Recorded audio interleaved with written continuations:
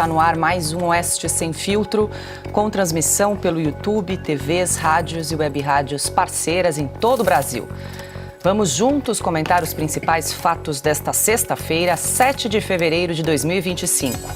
Estão comigo Alexandre Garcia, Augusto Nunes, Adalberto Piotto e Ana Paula Henkel. E na edição de hoje você confere.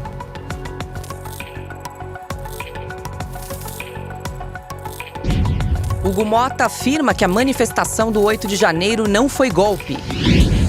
Lula mente ao dizer que Bolsonaro deixou rombo nas contas públicas. Agência americana USAID e TSE trataram de eleições em evento conjunto. Todas essas notícias e muito mais você confere a partir de agora em Oeste Sem Filtro. Nós começamos o programa de hoje com a reportagem de capa da edição 255 da Revista Oeste, assinada por Augusto Nunes e Branca Nunes. Com o título O Ano da Anistia, o texto mostra que a mudança no comando do Congresso e as revelações sobre a farra do Bolsa Ditadura transformam a libertação dos manifestantes do 8 de janeiro na principal bandeira de quem se opõe ao regime Lula-STF. E a gente ouve e acompanha um trecho na voz de Daniel Vidal. O caminho que leva à normalização política começa pela libertação de centenas de brasileiros que, acusados de envolvimento nos tumultos de 8 de janeiro de 2023, recriaram as figuras do preso por crime de pensamento e do exilado político. Essa mudança na direção dos ventos foi acelerada pela troca da guarda da cúpula do Poder Legislativo. A nova dupla de comandantes do Congresso já comunicou que a ideia de encerrar o drama absurdo imposto a golpistas imaginários não dormirá nas gavetas. A votação nos plenários decidirá o peso e o alcance do texto aprovado. A história ensina que os parlamentares nunca contrariam a vontade do eleitorado. Mas o povo deve dizer nas ruas o que efetivamente quer.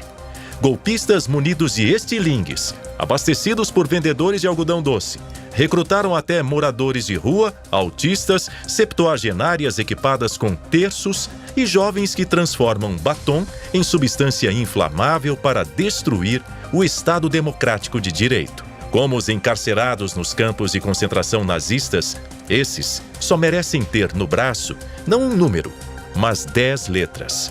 Sem anistia.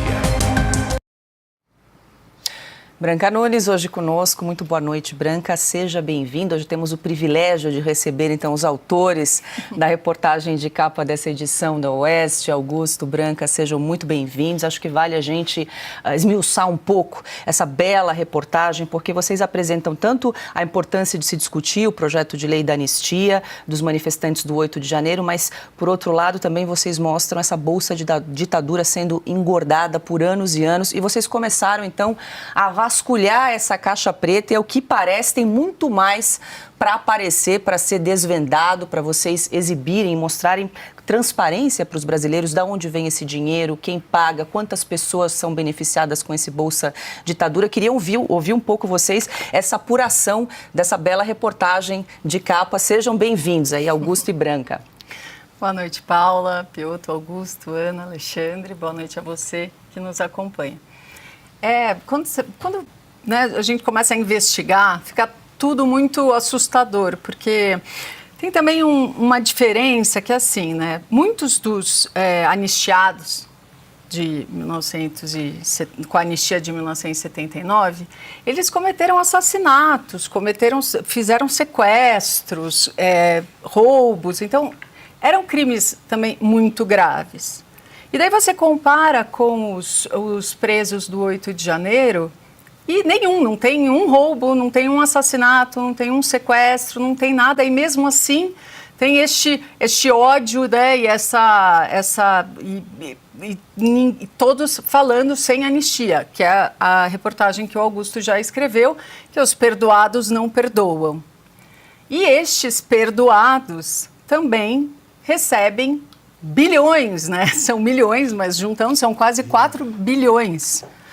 Que foi, e é uma grande caixa preta, na verdade, quem recebe, por que recebe, quanto recebe. E nós começamos a vasculhar isso. A sensação que eu tive, a Branca também, foi a de que se encontrou uma grande caixa preta. E agora nós vamos começar a devassa.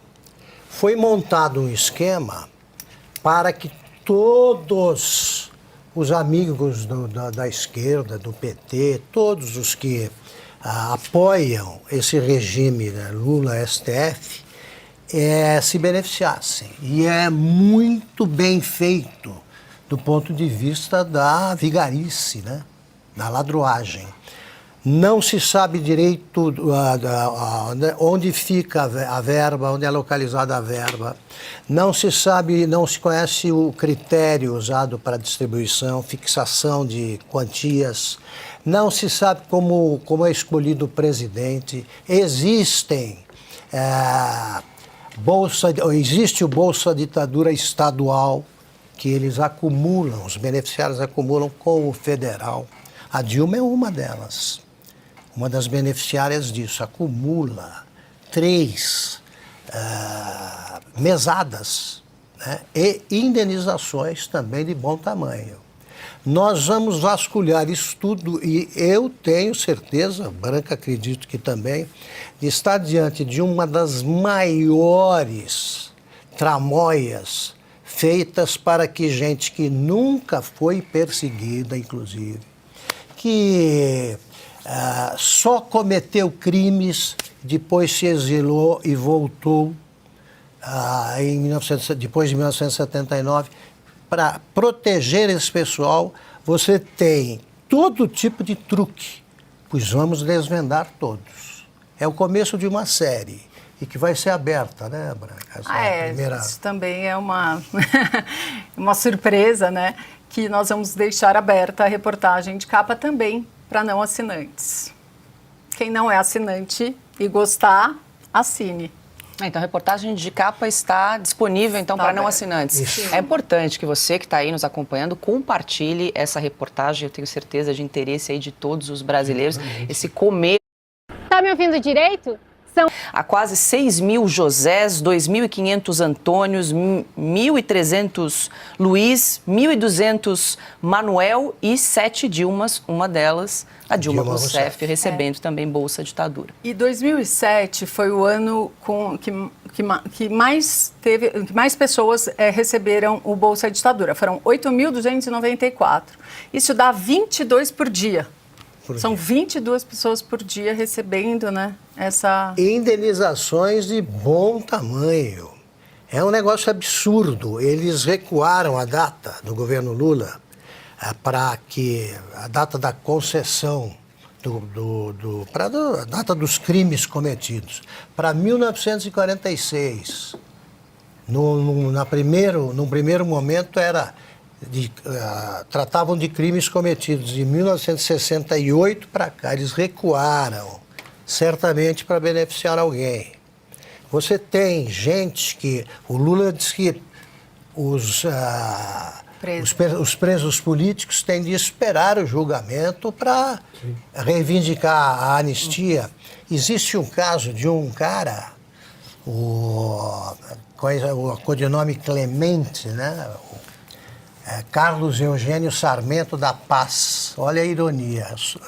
Paz no sobrenome, Clemente como codinome. Esse cara, ele, entre outros horrores, atraiu um dos companheiros de organização, era da ALN,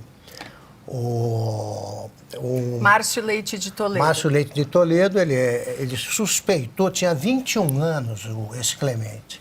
Assumiu a chefia da ALN com a morte do Marighella e do Velho, que era o codinome do sucessor. Ele assumiu com 21 anos, ele desconfiou de que o Márcio Toledo estava vacilando. Atraiu para uma reunião no centro de São Paulo e recebeu o cara com 8 tiros. Eles mataram o companheiro. Ele deixou um manuscrito assumindo a responsabilidade. Depois ele fugiu do Brasil, voltou em 1983. 81, conseguiu a Bolsa Ditadura. Ele nunca foi preso, nunca foi julgado, nunca foi torturado e é indenizado pelo assassinato. E também é bom lembrar que já a família, os familiares do Márcio Leite de Toledo, ou de qualquer outro que foi morto pelos guerrilheiros, né, pela esquerda, não tem direito a receber nenhum real, não recebem o Bolsa Ditadura e não têm direito a isso. É isso aí. Deixa eu aproveitar para dar as boas-vindas também